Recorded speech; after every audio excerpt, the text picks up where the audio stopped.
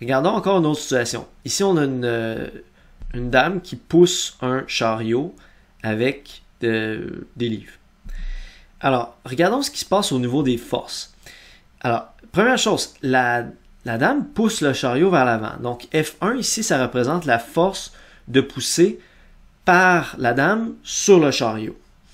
En réaction à ça, la poignée va pousser sur sa main vers l'arrière. Donc, par le simple fait qu'elle pousse le chariot vers l'avant, elle se fait pousser vers l'arrière par le chariot. Et ça, c'est très facile à expérimenter. Placez-vous près d'un mur et je vais simplement vous demander de pousser le mur. Poussez le mur. Observez quel effet ça va avoir sur vous. Si vous poussez le mur, ça va vous pousser vers l'arrière, forcément. Mais c'est ça qu'on voit ici. Le F2, c'est qu'elle pousse le chariot vers l'avant, ses mains sont poussées vers l'arrière. C'est la réaction de la force qu'elle exerce vers l'avant, sur le chariot. Fait que là, vous pourrez dire, ouais, mais si elle est poussée vers l'arrière, comment elle fait pour avancer? Comment elle-même, la dame, fait pour avancer? Bien, c'est qu'en fait, elle se sert du frottement statique entre les semelles de ses souliers et le plancher. Et là, ce qu'on voit, c'est qu'elle, ce qu'elle fait, c'est qu'elle initie, en plus de ça, elle initie une autre action qui est celle-ci. C'est-à-dire qu'elle pousse le sol vers l'arrière. Ça, c'est très important pour marcher. C'est ça le principe de la marche. C'est qu'on pousse le sol vers l'arrière. En fait, vers le bas et vers l'arrière. Et en réaction à ça, le sol nous pousse vers l'avant. Ou si vous voulez, vers le haut et vers l'avant. Mais ce qui compte vraiment, c'est la composante vers l'avant. C'est ça qui nous permet d'avancer. Donc, ça ici, c'est la force que la dame fait sur le sol. Elle pousse le sol vers l'arrière. Et en réaction, le sol pousse son pied vers l'avant. Ça, c'est la force que vous avez ici, la F4. Donc, ça, c'est la réaction du sol sur son pied. Son pied est poussé vers l'avant par le sol. Et ultimement, c'est ça qui lui permet d'avancer, elle. Parce que la force vers l'avant qu'elle obtient due au frottement là, entre ses semelles et le sol est supérieure à la force avec laquelle elle est poussée vers l'arrière par le chariot. Donc, elle peut accélérer vers l'avant dans cette situation-ci.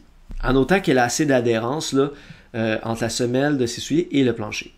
Donc, autrement dit, vu que cette force-ci vers l'avant est plus grande en intensité que cette force-ci qui est vers l'arrière, ben la force résultante sur elle est vers l'avant. Donc, elle peut accélérer vers l'avant. D'ailleurs, si on fait le DCL, de toutes les forces qui sont dessinées ici, c'est les deux seules qui agissent sur la dame. Okay? Celle-ci agit sur le chariot, celle-ci agit sur le sol, puis celle-ci, c'est entre le sol et le chariot.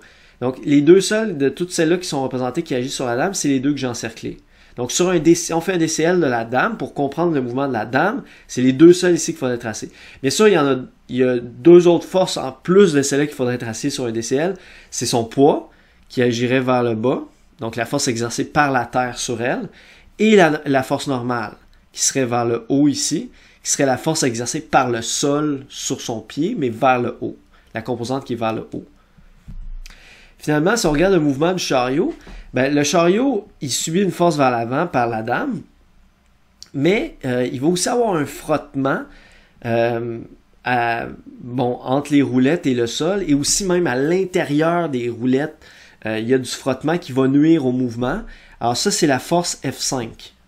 C'est le frottement vers l'arrière qui est subi par l'interaction avec le sol et par le roulement lui-même. Mais le chariot peut quand même accélérer vers l'avant parce que F1 est supérieur à F5. Donc la force que la dame donne au chariot est supérieure à la force de frottement qui retient le chariot vers l'arrière. Donc la force résultante sur le chariot est bel et bien vers l'avant. Donc le chariot peut accélérer vers la droite. Donc si on dit F5 c'est la force entre le sol et la roulette, mais F6 c'est aussi entre le sol et la roulette.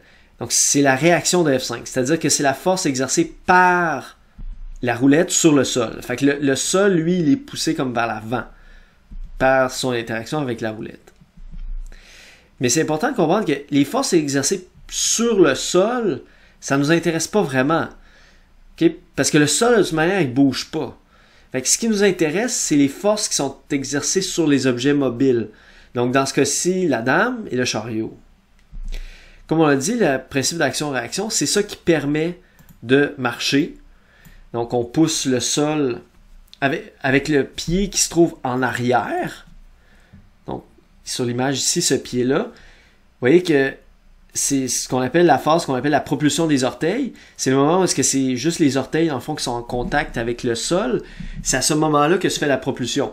Donc, les orteils poussent le sol vers l'arrière et en réaction, le sol pousse les orteils vers l'avant. Mais les orteils vont transmettre la force à l'ensemble du corps. On a le même principe si on exécute un saut. Ce qui se passe, c'est que quand on fait un saut, ce que vous faites, c'est que vous poussez le sol vers le bas de manière la plus intense que vous pouvez. En poussant le sol vers le bas, le sol va vous propulser vers le haut. Et c'est ça qui vous permet de sauter. Comme on en a déjà parlé, tous les véhicules munis de roues fonctionnent aussi avec ce principe-là. Comme par exemple un vélo ou une voiture. Toujours le même principe, c'est que la roue va pousser le sol vers l'arrière et en réaction, le sol va pousser la roue vers l'avant. Les fusées et les avions en réaction fonctionnent aussi avec le principe d'action-réaction. D'ailleurs, c'est pour ça qu'on appelle ça un avion à réaction. C'est parce que ça fonctionne avec le principe d'action-réaction. On appelle aussi des réacteurs pour cette même raison-là. Avant de regarder les fusées, regardons un exemple encore plus simple. C'est un ballon ou une balloune là, qui est gonflé d'air. Alors ça représente, dans le fond, en rouge, ça représente les molécules d'air, les particules d'air qui se déplacent de manière aléatoire à l'intérieur du ballon. En bleu, dans le fond, ça représente la force exercée par l'air sur la membrane du ballon, sur la pellicule de plastique. Alors, dans le fond, il y a une pression à l'intérieur du ballon et les flèches en bleu représentent là, cette force-là qui est exercée par l'air condensé qui est à l'intérieur sur la pellicule de plastique. Maintenant, si votre ballon est percé, donc ici il y a une petite ouverture, ok? Qu'est-ce qui va se produire? C'est que il va avoir de la pression partout, sauf à cet endroit-là précis où est-ce que c'est percé. Donc, autrement dit, l'air ne peut pas pousser sur le ballon à cet endroit-là, il va juste sortir. L'air va juste sortir du ballon à cet endroit-là. Donc, il n'y a pas de force qui vient annuler celle-ci. Okay? Donc, parce que de l'autre côté, il n'y a rien qui peut pousser parce qu'il y a une ouverture. Donc, cette force-là va comme devenir dominante. C'est comme si ça va devenir la force résultante, dans le fond, sur le ballon. Parce qu'il n'y en a pas de l'autre côté qui vont l'annuler. Fait que vu que c'est la seule qui va rester, ben, ça va devenir la force résultante. C'est ça qui est illustré en rouge ici. Et donc, le ballon va partir dans la direction opposée à l'ouverture. Il va accélérer dans cette direction-là. Si on regarde une fusée, c'est le même principe. Alors, dans une fusée, on a un carburant et de l'oxygène. L'oxygène, c'est ce qu'on appelle le comburant. Et là, on met le feu là-dedans. Ça produit une énorme quantité de gaz à très haute pression. Dans la chambre de combustion où ça se produit, il y a une pression qui s'exerce partout à l'intérieur de la chambre, un peu comme ici avec les flèches bleues sur notre ballon. Sauf que là, imaginez, par exemple, une chambre de combustion qui serait en forme cubique, là, plutôt qu'être un ovale comme ça. Là. Imaginez plutôt une chambre de combustion cubique. Et là, ce qui va se produire, c'est le même principe. Donc, la chambre, elle est comme fermée partout, sauf à une ouverture qui se trouve en bas. Donc, un peu le même principe qu'ici, c'est que toutes les flèches vont s'annuler, sauf celle qui se trouve en haut, parce que là, en bas, c'est une ouverture. Donc, toutes les flèches qui poussent en haut vont comme dominer, puis la force résultante va agir vers le haut, et ça va pousser la chambre de combustion, et donc toute la fusée vers le haut.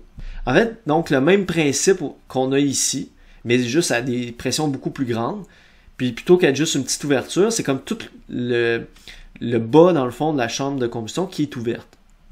Donc, ça va faire une force de propulsion dans la direction opposée de l'ouverture, comme dans le cas d'une balloune. Mais dans ce cas-ci, c'est vers le haut. Fait que ça, c'est la force que vous avez représentée en bleu ici. Ça, c'est la force qui est exercée par la fusée. En rouge, ici, c'est la réaction. C'est-à-dire la force que la fusée exerce sur les gaz. Donc, les gaz, eux, sont propulsés vers le bas. Ils sont propulsés vers le bas. Ça, c'est la flèche en rouge. Mais les gaz propulsent la fusée vers le haut. C'est ça qui est important, là. C'est la flèche qui est en bleu. Alors, on va regarder ça sur une animation. Fait que si on regarde, vous avez la fusée et la balloune et vous avez un bonhomme avec des pistolets. Alors, ce sont trois situations qui permettent de visualiser la loi d'action-réaction. Alors, ça, c'est juste la représentation de ce qu'on voit si on les regardait live, si on veut.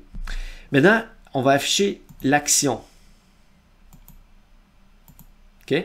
L'action, c'est vraiment ça qui est...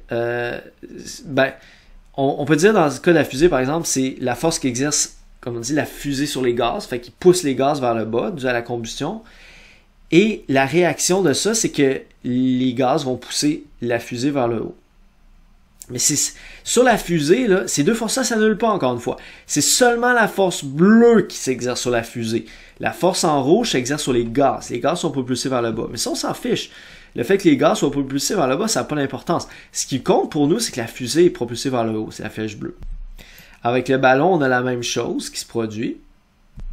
Et avec le bonhomme et ses pistolets, il va y avoir la même chose qui se produit.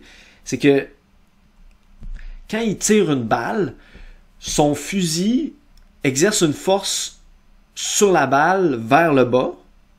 Et en réaction, la balle va pousser son fusil vers le haut. Alors ça, c'est la force en bleu. Et c'est ça qui fait en sorte qu'il peut théoriquement comme se soulever des airs comme ça en tirant avec les petites forces en bleu qui sont affichées. Donc, ce sont les forces exercées par les balles sur ces deux fusils. C'est le fameux mouvement de recul. Donc, quand on fait un tir par arme à feu, il y a toujours un mouvement de recul qui se fait. Alors, lui, vu qu'il pointe ses fusils vers le bas, c'est comme si le mouvement de recul l'amène vers le haut. Là, en pratique, je pense pas que c'est vraiment possible de lever dans les airs comme ça juste en tirant des balles. Puis évidemment, c'est quelque chose qui est absolument extrêmement dangereux à faire. Là. C'est juste une illustration théorique, juste pour que vous compreniez le principe. Maintenant, avec les avions à action, c'est le même principe un peu que la fusée, c'est-à-dire qu'on va brûler du carburant puis on va expulser des gaz à grande vitesse et ça va propulser l'avion vers l'avant. C'est-à-dire on propulse les gaz vers l'arrière, les gaz propulsent l'avion vers l'avant. La principale différence, c'est que la fusée, elle doit opérer en étant totalement indépendante, donc elle doit contenir déjà l'oxygène. Donc, autrement dit, on doit transporter l'oxygène dans une fusée, tandis que l'avion, puisqu'il opère dans l'atmosphère, il n'a pas besoin on n'a pas besoin de traîner l'oxygène, on peut en prendre dans l'air ambiant. Mais l'air est un peu à faible pression, là, à l'altitude où est-ce qu'il vole, donc il a besoin d'une turbine pour comprimer l'air, d'abord, avant la combustion.